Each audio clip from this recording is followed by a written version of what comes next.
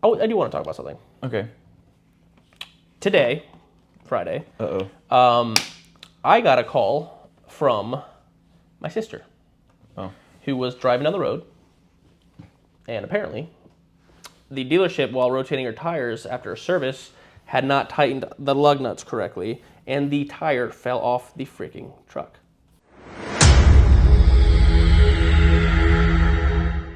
What's up, mechanics? Happy Tuesday. Welcome back to another episode of Tool Tuesday here at the VIM Tools headquarters. On a Friday after 5, as usual. On a Friday after 5, because we record pretty much the week before. So, we have new products in stock, and one that came in stock like a couple weeks ago, but we realized we hadn't shown it here. So, we're going to talk about it. Talk about items that recently came in stock is what we're going to call it. We have 2 brand new and 2 updated. Correct. And 1 question. Why don't we start with the question? All right, so some of you know we have MCH2G and just MCH2, which are our black and our green magnetic can holders, just like our mag rails, but they have a little curve to them. So people use them for all types of brake cleaners, yada yada, anything that's in a can essentially that they want to stick on the side of the toolbox instead of taking up space anywhere else. Boom, strongest magnets in the industry, now can work for a can. Now that being said, they have a rounded edge. So a lot of people with rounded barrels on their pew-pews use that as well. So most actually have been sold for that purpose. I don't really care why, but they sell. So that being said, we have a display that has these bad boys on it, just like our MR station, but a can holder station. All you dealers know what I'm talking about. And one strange request that we get, and I really don't understand it, is the cans. I mean, they're cool, right? It's an old brake cleaner can. That's really, or brake fluid. That's what it is. Everyone wants the cans. It's an old brake fluid can, nothing special. It's just a cool design on a can. And the main request that we get is, do you sell these cans? No, they're just in the displays. But doesn't mean we can't. We could bring in 6-packs of the cans for you dealers to carry around, and you know, whatever technicians are using them for, I want to know what they're for, because again, it's a brake fluid canister, but I don't know what the heck you're using them for that you're wanting them. Every dealer we come in contact with tells us that they have text asking to buy it after the last one runs out. One dealer told us that they sold one of these cans for $75. Which is ignorant. Which is wild. It's ignorant. That's crazy. But I think that should join our limited edition series of products where we do a different can every year. I think that'd be cool. Let's start with the first year and then see how that goes, yeah? Let us know what you think. Would you want a can like that? Is this something that obviously, not for $75 freaking dollars, but for a reasonable, cheap price, is this something that you think would be cool to have on your toolbox? I don't even know what the hell you put it. I guess you put it on a can holder, but you're not going to buy a can holder and put this on it. What the heck would you use it for? And if whatever you would use it for, would you want it? It's really the only question I had. It will be a inexpensive item, but it's a very strange item that we get requests for. Yeah. So let us know what you think. Should we bring it in? 6-packs. Do you like the design? Would you like a different design? Let us know. Why don't you draw up some pictures and send them to us? Okay. You're not going to do that. We're going to do a drawing contest. Okay. Now, this came in, how long ago did we get this? It was like a month. It's probably been a month since we've had the BBS1G, which is for us bigger fellas.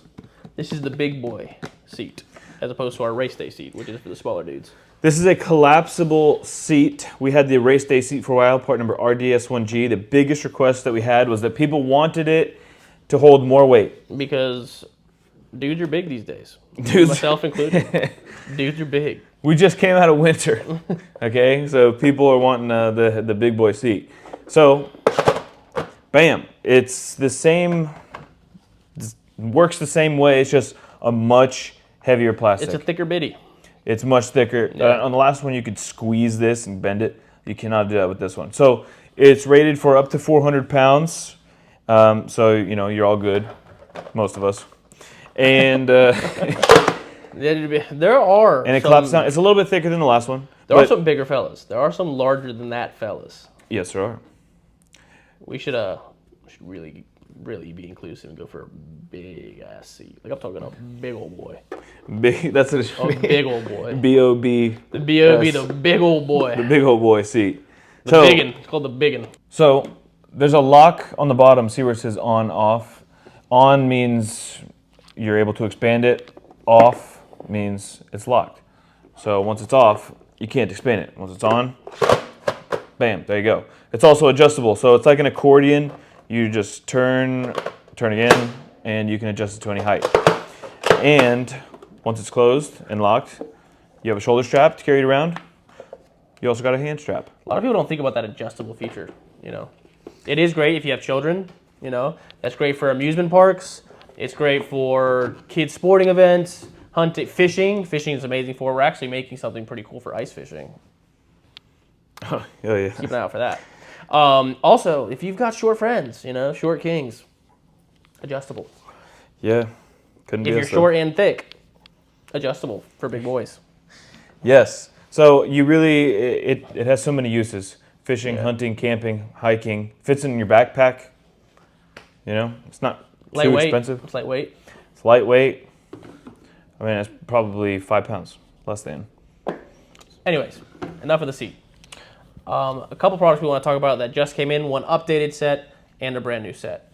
First, we're going to start with these two sets, which are the NSM 100 and the NSM 100A and the NS 100A. Previously, they were the NSM 100 and the NS 100, but what we did is added the A to it because we changed packaging and we added one larger size. So now these kits both go from, or not both, but the metric goes from 8 millimeters to 15 millimeters, and you have both magnetic and non-magnetic hollow recess in the same kit. The standard set goes from 1/4 to 5/8 in both magnetic and non-magnetic. Can you guess what these are made from? S2. Oh, baby. Yep. All right, so S2, as he said, really, there's not anything crazy about the kit, just we updated it, and it goes one size larger. It's always been a popular product for us, and you can tell these are updated by the QR code. Which leads you to a parts breakdown, making it super easy to get warranties or replacement parts. Or if you're just curious about the part numbers. Bada bing.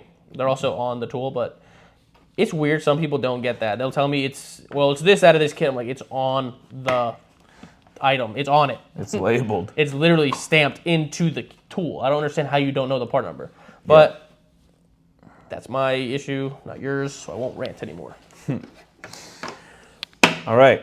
Oh, I do want to talk about something. Okay. Today, Friday, Uh-oh.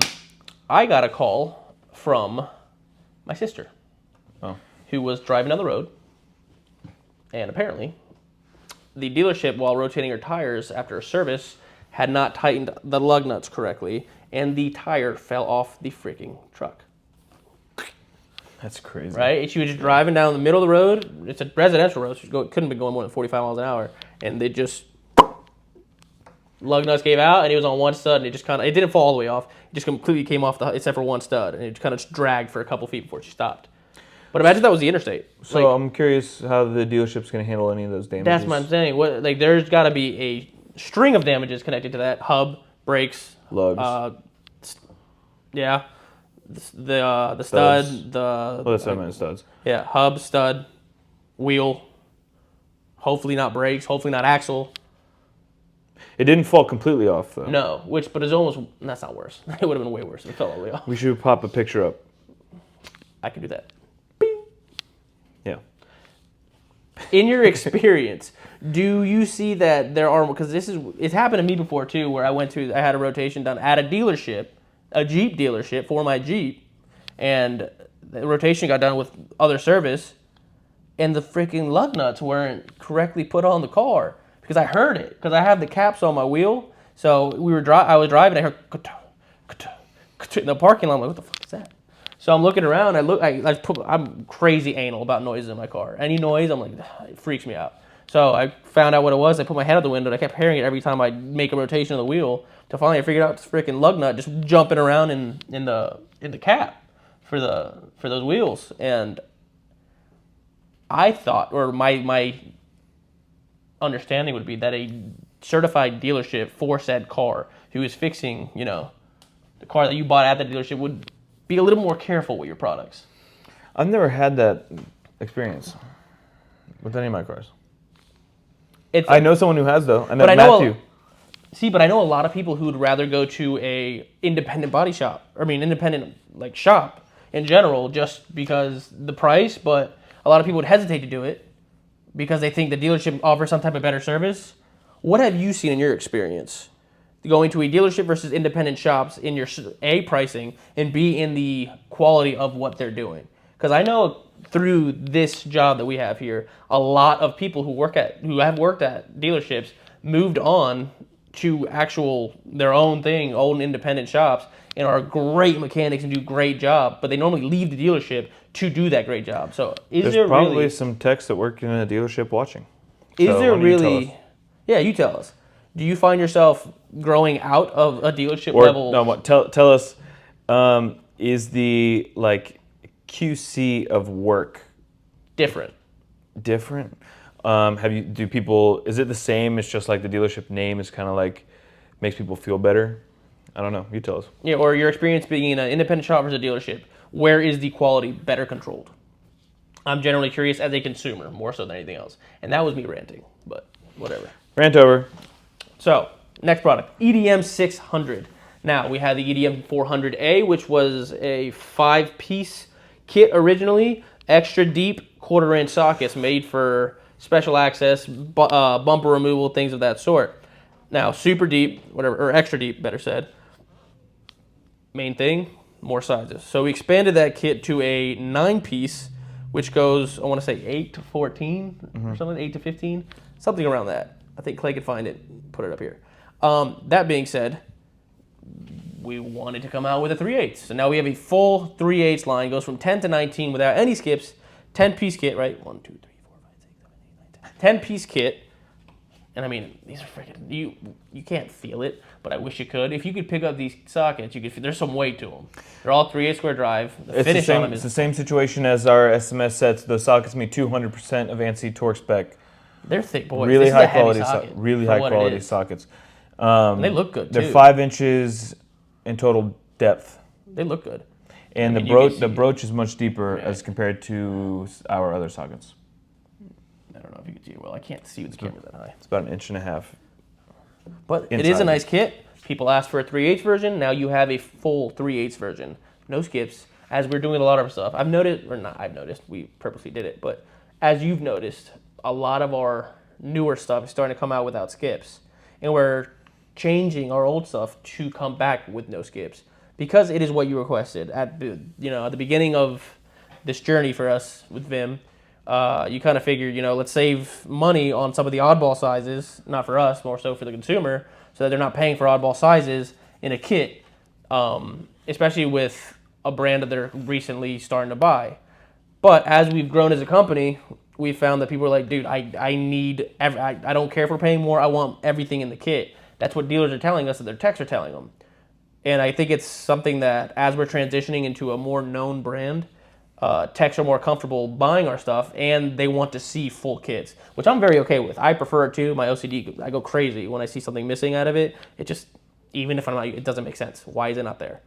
But I'm sure a lot of you share that same sentiment. I think that, let's say before 2020, before we really started expanding the product line, it was all more specialty tools, and so That's what we were known for too. We were known for exactly, the specialty. sets made sense having only those certain sizes. But now we're starting to expand into full socket sets and like more into wrenches and everything else.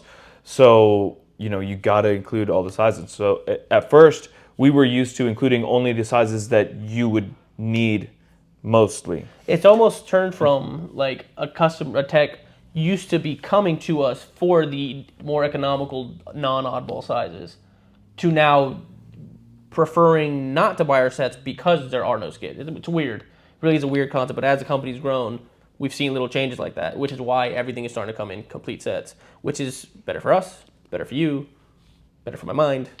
Better for everybody. I think it's a win-win. But again, we're constantly changing, so if you see anything that you want us to change, let us know. We do listen. we do. That's a big reason we are where we are today. When you guys have ideas, we generally ponder upon those ideas and figure out what the heck we're doing next. And based on the general public's responses to a lot of these questions we have, stuff comes to light within 6 months. It's crazy. Seriously, when we're considering something or considering making a new product, and we're like, oh, should we do this? Should we do that? One of the first things we say is, well, why don't you ask on Tool Tuesday? That's become a very regular part of our vocabulary. That phrase. Yeah. Well, we'll talk about it Tuesday. Go back and look at the first episodes of Tool Tuesday. Wow. I was watching them the other day. And we had a foldable table, all right, in the showroom. We were on a foldable table, and it was like the camera was from up here. We didn't even have microphones. It was garbage. It was garbage. It wasn't great. And even now, it's probably a much lower budget deal than most people assume. There's a phone here, a phone there. This is someone else's table that we just decided to take over. This was already here for my father's office decoration. That lamp was made for a sample for a custom. Like, it's just, we're putting pieces together here, folks. We're trying to do with what we got. No. But the show's come a long way. We do appreciate you guys always watching. All your comments and all your feedback is noted and normally acted upon. And we're going to have a surprise for you on Friday. What? We're going to have a surprise on Friday. The fuck's Friday? On the YouTube channel. We're going to have a surprise on Friday. The fuck is Friday? Well, if you don't know, don't worry about it.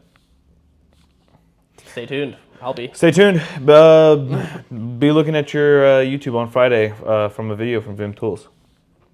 I'll be doing the same, I guess. Okay. We didn't really have that much to cover today. How long was that? We always take less than 20 minutes? Yeah, that's fire. All right. That's a good one. Thank you guys for tuning in for another episode of Tool Tuesday. Leave your questions down below in the comments. Make sure you like, subscribe, follow us on Instagram, as well as YouTube if you're not already. And we'll see you next week. I hope you had a good St. Patrick's Day, because I know we will. Peace. Arg.